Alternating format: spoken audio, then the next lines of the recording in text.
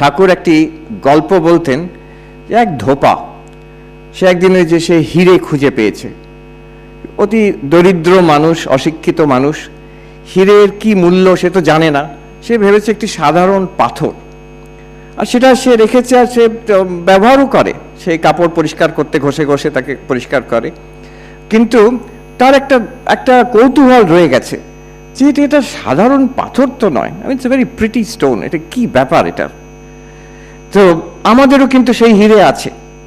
We all have that diamond, and like that poor washerman, we don't know its value. আমরা ব্যবহার করি, আমরা এই যে দেখছি, এখন কথা বলছি, চিন্তা করছি, সুখ দুঃখের জীবনযাপন করছি, সব ওই একটা হীরের জন্য। আর সেই ধোপার একটি কৌতূহল হলো সেই হিরেটা কি। তার একটি বন্ধু সবজিওয়ালা, তাকে জিজ্ঞেস করছে আচ্ছা এটা কি বলতে পারেন।